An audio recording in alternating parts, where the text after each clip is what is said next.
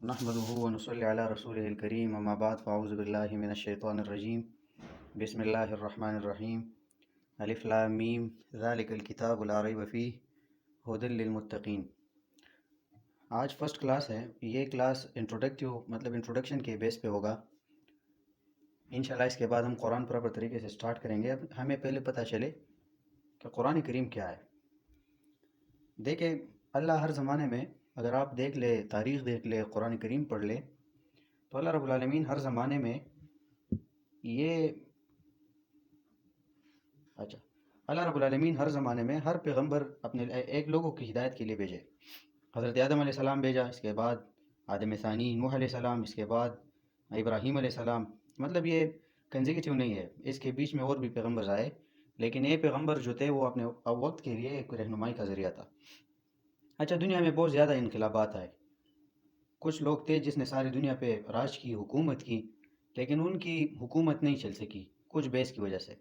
اس کے ساتھ پاور بھی تھا، ان لوگوں کے ساتھ طاقت بھی تھا، ان لوگوں کے ساتھ بہت زیادہ مال بھی تھا، لیکن وجہ کیا تھی؟ مین ریزن کیا تھی کہ ان کے طاقت کام نہیں آئی، ساری دنیا پہ راج کرنا وہ کنٹینیو نہیں رکھ سکتے نا۔ وجہ کیا تھی؟ کویشچن ارائز ہوتا ہے نا۔ دوسری بات، بہت سے لوگ تھے جس کے ساتھ علم بہت زیادہ تھا، لیکن پھر بھی اس نے دنیا پہ راج نہیں کی، دنیا میں حکومت نہیں کی۔ کیوں؟ دو چیزیں ہیں، یہ میوٹ کرے پلیز۔ دو چیزیں ہیں، ایک کو کہتے ہیں قانون، اور دوسرے کو کہتے ہیں قانون کو ڈیلیور کرنے والا۔ یعنی جو پیغمبر آئے وہ ان کا دو کام تھے، ایک اس کے ساتھ ایک کتاب تھا، قانون تھا، دوسرا وہ ایک قانون کو ڈیلیور کرتا تھا لوگوں کو۔ اگر آپ بتائیں، میں نے آپ کو بتایا بھی تھا کلاسز میں کہ 4 لوگ تھے جس نے دنیا پہ حکومت کی، اس میں 2 نان مسلم تھے۔ اچھا، اس کی حکومت عجیب تھی، وہ نہیں چل سکی۔ کیوں؟ کیونکہ اس کے ساتھ پاور تھا لیکن قانون نہیں تھا۔ بخت نصر کے ساتھ قانون نہیں تھا۔ بہت سے لوگ تھے اس کے علاوہ۔ ابھی ریسنٹلی اگر ہم پیچھے جائیں تو ایک بندہ گزرا ہے جسے گوتم بدھ کہتے ہیں، ماتم بدھ کے نام پہ، تو وہ بھی بہت زیادہ پاورفل تھا، قانون نہیں تھا اس کے ساتھ۔ اس کے علاوہ اور بھی منگول کہتے ہیں اس کو، وہ بھی آئے، قانون نہیں تھا اس کے پاس، وہ اس کا قانون ختم ہو گیا، اس کا راج ختم ہو گیا۔ قرآن کریم اور رسول اللہ صلی اللہ علیہ وسلم، یہ دونوں، جب آپ صلی اللہ علیہ وسلم کو قرآن مل گیا تو قانون اور ڈیلیور کرنے والے دونوں آپس میں بالکل ریلیٹ ہوئے۔ اس کی وجہ سے قرآن کریم کو آسانی سے لوگوں تک پہنچانے میں آسانی ہوئی۔ دوسری بات آپ سمجھے کہ قرآن کریم اس طرح کتاب ہے کہ وہ لوگوں کی ہدایت کے لیے 100% کریکٹ ہے۔ ٹھیک ہے، پھر قرآن جب ہم سٹارٹ کریں، اس میں کچھ نہ کچھ کویشچن آتے رہتے ہیں، انشاءاللہ ہم وہ ٹائم کے ساتھ ہم انشاءاللہ وہ ڈسکس کریں گے۔ لیکن قرآن کریم کی عظمت کو تھوڑا سمجھے کہ قرآن کریم کیسا کتاب ہے۔ قرآن کریم جس دل میں، جب رسول اللہ صلی اللہ علیہ وسلم کو قرآن کریم کا قانون دیا گیا، جب رسول اللہ صلی اللہ علیہ وسلم، اللہ رب العالمین نے فرشتوں کو قرآن دیا کہ آپ جا کے رسول اللہ صلی اللہ علیہ وسلم کو دے دیں، تو فرشتوں نے جب یہ سنا تو وہ پکارنے لگے، طوبیٰ لامۃ، فرشتے کہتے ہیں اس امت پر سلامتی ہو، بہت عظیم امت ہوگا۔ کون سی؟ تتکلم بہذا، جو امت، وہ امت جس پہ یہ قرآن نازل ہوگا، یہ بہت زیادہ بہترین امت ہوگا۔ اچھا، پھر فرماتے ہیں طوبیٰ لاجواف تحمل ھذا، ان سینوں پر سلامتی ہو، وہ بہت زیادہ عظیم ترین سینے ہوں گے جس میں قرآن کریم موجود ہوگا۔ فرشتوں نے صرف سنا، رسول اللہ صلی اللہ علیہ وسلم پہ نازل نہیں کیا۔ اس سے پہلے فرشتوں نے بہت زیادہ مبارکبادی دی کہ اتنی عظیم کتاب ہے کہ جس امت پہ بھی نازل ہوگا وہ بہت زیادہ لکی امت ہوگا۔ اس کے علاوہ قرآن کریم میں اللہ رب العالمین فرماتے ہیں، سورہ صاد میں اللہ فرماتے ہیں کتاب مبارک لیدبروا آیاتہ، کتاب انزلناہ الیک، یہ قرآن کریم میں نے نازل کیا پر مبارکن، یہ قرآن کریم مبارک کتاب ہے۔ مبارک مطلب برکتوں والی۔ کیسے برکتوں والی؟ آپ دیکھ لینا، 12 مہینے ہوتے ہیں، 12 مہینوں میں سب سے افضل مہینہ کون سی ہے؟ رمضان۔ رمضان کو اتنی فضیلت کیوں حاصل ہوئی؟ اس میں قرآن نازل ہوا۔ پھر اگر آپ دنوں کو دیکھ لیں، بہت زیادہ دن بہت زیادہ ہے سال میں، سب سے فضیلت والی دن کون سی ہے؟ لیلۃ القدر۔ کیوں؟ اس دن میں قرآن کریم کمپلیٹ ہوا۔ اس کے علاوہ اگر آپ دیکھ لیں، عام سا پلاسٹک ہوگا، کوئی قدر نہیں کرے گا۔ جب ایک پلاسٹک پہ جس کو ہم وہ رحیل کہتے ہیں نا، اس پہ جس پہ ہم قرآن کریم رکھتے ہیں وہ برکت والا بن جاتا ہے، اس پہ کوئی گرا نہیں سکتا یا کوئی بے عزتی نہیں کر سکتا اس چیز کا۔ کیوں؟ اس کا تعلق قرآن کریم کے ساتھ آیا۔ کپڑے بہت زیادہ ہوتے ہیں، لیکن جو کپڑا قرآن کریم کے ارد گرد ہوتا ہے، قرآن کریم کو ہولڈ کیا ہوتا ہے، تو یہ کپڑا بہت زیادہ قیمتی بن جاتا ہے، کوئی نہیں گرا سکتا اس کو۔ تو کیسے میں بھی آپ سے پوچھ رہا ہوں، جس بندے کا تعلق قرآن سے آیا وہ برکتی نہیں ہوگا؟ بالکل ہوگا۔ رسول اللہ صلی اللہ علیہ وسلم کو دیکھو، صحابہ کرام کو دیکھیں، صحابہ کرام بہت زیادہ عجیب سی زندگی گزار رہے تھے اسلام سے پہلے۔ جب قرآن کریم آیا، قرآن کریم پہ عمل کرنا شروع کیا، تو صحابہ کرام دنیا میں عظیم ترین لوگ بن گئے۔ کیوں؟ اس کے ساتھ قرآن تھا۔ اللہ بھی وہی ہے، قرآن بھی وہی ہے، لیکن ہماری ایمان اتنا نہیں ہے کہ ہم قرآن کریم کو سیکھیں اور دوسروں کو سکھائیں۔ تو یہ ایک زندگی کا مقصد آپ پہچان لیں۔ دوسری بات یہ ہے کہ اگر ایک مسئلہ جنریٹ ہوا ہے ہمارے معاشرے میں قرآن کریم کو لے کر، قرآن کریم کے بارے میں بہت زیادہ علماء فرماتے ہیں کہ یہ بہت زیادہ عجیب کتاب ہے، مطلب عجیب اس طرح ہے کہ وہ ٹف ہے، آپ اس کے لیے علوم کریں گے اور اس کے لیے آپ یہ کریں گے یا وہ کریں گے تبھی آپ کو قرآن آسان ہو جائے گا۔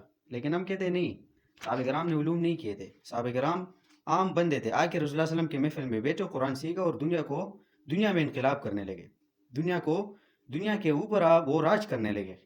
تو اس کا مطلب یہ ہوا کہ ایک عام سا بندہ بھی اگر قرآن کریم سیکھنا چاہے تو وہ سیکھ سکتا ہے، کوئی مشکل نہیں ہے۔ اللہ سورہ قمر میں فرماتے ہیں وَلَقَدْ يَسَّرْنَا الْقُرْآنَ لِلذِّكْرِ فَهَلْ مِن مُدَّكِرٍ، اور یقیناً میں نے قرآن آسان کی ہے، فَهَلْ مِن مُدَّكِرٍ، کوئی ہے کہ قرآن کریم سے فن لے لے، نصیحت لے لے۔ دوسری بات یہ ہے کہ اگر آپ دیکھ لیں قرآن مجید میں نماز فرض ہے، نماز کے لیے فرض کا لفظ نہیں آیا قرآن کریم میں۔ یہ اللہ نے نہیں فرمایا کہ ان الذی فرض علیک الصلاۃ، نہیں، اللہ نے صرف فرمایا اقیم الصلاۃ، نماز پڑھے۔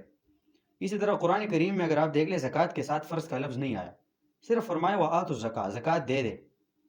قرآن کریم میں اس کے علاوہ یہ لفظ نہیں آیا کہ آپ یہ کرے، مطلب جو فرض احکامات ہیں اس کے ساتھ فرض لفظ نہیں آیا۔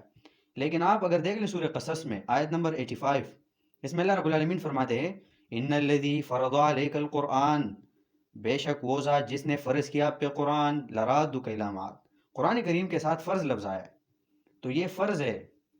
دیکھیں اگر ہم نماز نہ پڑھے تو ہم تو کہہ دینا اتنے سال آپ جہنم میں ہوں گے، لیکن کسی نے یہ نہیں بتایا کہ اگر آپ قرآن نہ سیکھ لے تو اتنے سال آپ جہنم میں پڑھ سکتے ہیں۔ اور قرآن کریم میں ہم نماز پڑھتے ہیں بالکل پابندی کے ساتھ، لیکن قرآن نہیں سمجھتے، لیکن ہماری ذہن میں یہ نہیں آ رہا کہ قرآن کریم کی فرضیت کا ذکر ہم نے کہاں سے لیے، یہ تو ہم نے قرآن سے لیے۔ زکوٰۃ دیتے ہیں لیکن زکوٰۃ کا فرضیت کا وہ جو حکم ہے وہ تو قرآن سے، تو جو احکامات قرآن میں وہ ہم کرتے ہیں لیکن قرآن کو بیٹھتے نہیں ہیں، سمجھتے نہیں ہیں۔ جہاں سے ہم کو یہ فرضیت کے حکم ملے ہیں وہاں سے ہم قرآن کو نہیں سمجھتے۔ عجیب بات ہے، قرآن کو نہیں بیٹھوں گا نماز پڑھوں گا، قرآن کو نہیں سمجھوں گا میں زکوٰۃ دوں گا، یہ ہو نہیں سکتا، کیونکہ نماز اور یہ چیزیں تو قرآن میں ہے۔ تو ان الذی فرض علیک القرآن، قرآن فرض ہے۔ دوسری بات حدیث میں آتا ہے رسول اللہ صلی اللہ علیہ وسلم فرماتے ہیں، حضرت علی رضی اللہ تعالیٰ عنہ کو فرماتے ہیں یا علی ستکون فتن، اے علی بہت جلدی بہت زیادہ فتنے آئیں گے، ایک زمانہ آئے گا جس میں بہت زیادہ فتنے آئیں گے۔ قلت ومن مخرج منہا یا رسول اللہ، علی رضی اللہ تعالیٰ عنہ نے فرمایا اے اللہ کے رسول ان فتنوں سے ہم کیسے نکلیں گے؟ قال بکتاب اللہ، رسول اللہ صلی اللہ علیہ وسلم نے فرمایا اللہ کی کتاب پر۔ کیوں؟ فیہ نبأ ما قبلکم، اس میں آپ کو خبر ملے گا کہ آپ سے پہلے کیا کیا ہوا۔ ہمیں تو پتہ نہیں تھا نا کہ یوسف علیہ السلام کے ساتھ کیا ہوا، نوح علیہ السلام کے ساتھ کیا ہوا، قرآن کو بیٹھیں گے آپ کو پتہ چلے گا۔ فیہ نبأ ما قبلکم وخبر ما بعدکم، ہمارے بعد کیا ہونے والا ہے، ہمارے بعد کون سی زمانہ آئے گا، ہمارے بعد قیامت کے احوال کیسے ہوں گے، قرآن کو بیٹھیں گے آپ کو پتہ چلے گا۔ والفصل لیس بالہزل، یہ قرآن کریم واضح کتاب ہے، یہ کوئی استہزاء نہیں ہے، یہ کوئی گپ شپ نہیں ہے۔ پھر رسول اللہ صلی اللہ علیہ وسلم فرماتے ہیں من ترک بجبار قسمہ اللہ، جس نے قرآن کریم کسی ظالم یا زورور آدمی کی وجہ سے قرآن کریم چھوڑا، نہیں بیٹھا، اس کے مطلب جو بندہ اس پہ جابر ہو اس کی وجہ سے وہ قرآن کو نہیں سمجھے، تو اللہ فرماتے ہیں قسمہ اللہ، میں اس کو برباد کروں گا۔ اللہ کی کتاب کے بیٹھنے کے کو بھی آپ کو کوئی منع کرے گا؟ یہ تو ابو جہل کا کام تھا، مطلب ایسا بندہ یہ مسلمان ہو نہیں سکتا جو مسلمان ہو قرآن کریم کا نہ بیٹھے۔ پھر رسول اللہ صلی اللہ علیہ وسلم فرماتے ہیں وَمَنِ ابْتَغَى الْهُدَى فِي غَيْرِهِ، اور جس نے اپنے آپ کو ہدایت پانے کے لیے کوئی اور کتاب اٹھائی قرآن کریم کے علاوہ، اضلہ اللہ، اللہ اس کو گمراہ کرے گا، وہ گمراہ ہے آلریڈی، لوح محفوظ میں اللہ نے گمراہ لکھا ہے اس کو۔ تو اتنی امپورٹنس ہے قرآن کریم کے، اتنی امپورٹنس۔ اسی طرح قرآن کریم کے بارے میں رسول اللہ صلی اللہ علیہ وسلم نے فرمایا ان اللہ یرفع بہذا الکتاب اقواما، یقیناً اللہ تعالیٰ نے، بے شک اللہ تعالیٰ نے اس قرآن کی وجہ سے بہت سے لوگوں کو، یرفع بہذا الکتاب، بہت سے لوگوں کو اونچا رکھا، اقتدار میں رکھا، بہت سے لوگوں کو سلطنت عطا فرمائی، بہت سے لوگوں کو بادشاہت عطا فرمائی، وَيَزْعُ بِهِ آخَرِينَ، اور اس قرآن کی وجہ سے بہت سے لوگوں کو ذلیل کیا۔ جس نے قرآن کریم کی عزت کی اس کو اللہ نے عزت دی، جس نے قرآن کریم کو نہیں سمجھا اللہ نے اسے ذلیل کیا، اللہ نے اسے اوپر اٹھا کر اور الٹا اس نے کو زمین میں اس کو گرا دیا، اتنا ذلیل کیا۔ آپ دیکھیں نا، رسول اللہ صلی اللہ علیہ وسلم نے قرآن بیان کیا، حضرت عمر نے مانا، حضرت ابوبکر صدیق نے مانا، تو اس کا انجام کیا ہوا؟ دنیا میں بادشاہ ہو گئے، دنیا میں بہت عزت پایا، آخرت میں دنیا میں اللہ نے ان کو جنت کی بشارت دے دی، اور جس نے نہیں مانا وہ ذلیل ہوئے، وہ قیامت تک ذلیل ہو گئے۔ ہم دیکھیں نا، تبت یدا ابی لہب وتب، ابو لہب نے نہیں مانا تھا، ہم اس کو بد دعا دیتے وہ ہلاک ہو جائے، تو ہمارا بھی یہی حال ہوگا اگر ہم قرآن کریم کے ساتھ، ہم قرآن کریم کے سنگ پہ سنگ چلے رہے، قرآن کریم کو سیکھتے رہے، دوسروں کو سکھاتے رہے، تو ہمیں عزت ملے گا۔ یاد رکھیں، عزت قرآن میں ہے، عزت اللہ کی کتاب میں ہے۔ اللہ کون ہے؟ اللہ کیا ہے؟ اللہ رب العالمین نے دنیا کیسے بنائی؟ اللہ سے ہی پوچھیں گے تو اللہ کا جواب قرآن میں ملے گا۔ اگر آپ قرآن کو نہیں بیٹھیں گے آپ کو کیسے پتہ چلے گا؟ آپ کو اپنی اصلیت کا پتہ نہیں چلے گا، آپ کو اپنے زندگی کے جو بھی اثرات اس کا پتہ نہیں چلے گا۔ تو امپورٹنس آف قرآن کریم اتنا امپورٹنٹ ہے ہماری زندگی میں۔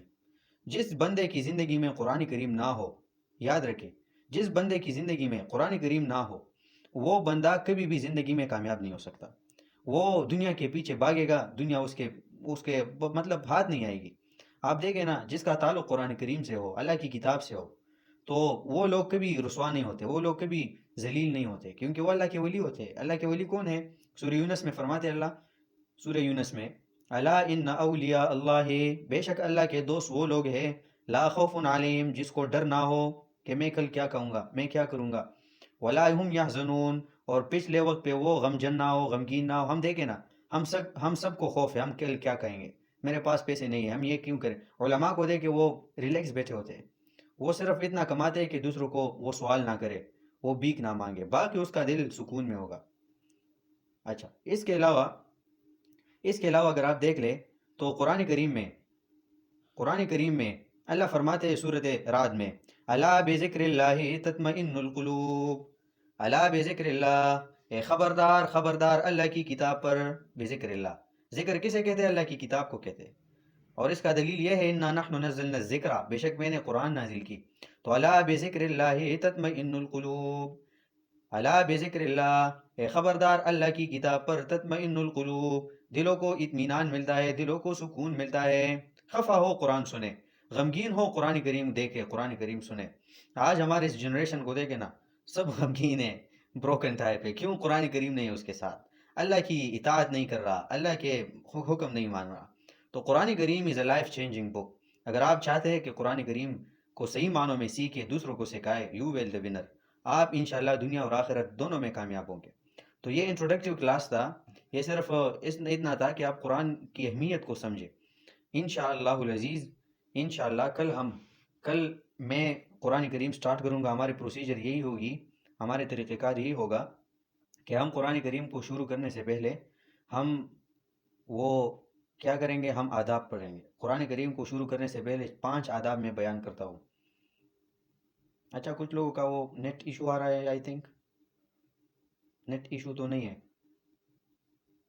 اچھا، آپ کی آواز بیچ بیچ میں کٹ رہی۔ یہ کیا وجہ ہے؟ میری یہاں سے بالکل ٹھیک ہے، مطلب میرا نیٹ ایشو نہیں ہے، شاید آپ کے ہاں ہوگا، اب نہیں ہوگا انشاءاللہ۔ ٹھیک ہے، چلے انشاءاللہ میں نے ریکارڈ بھی کیا، وہ میں سینڈ کروں گا، اسے آپ پوائنٹس پک کر لیں، اور کل میں انشاءاللہ سٹارٹ لوں گا۔ کل ہم کلاس کیسے لیں گے؟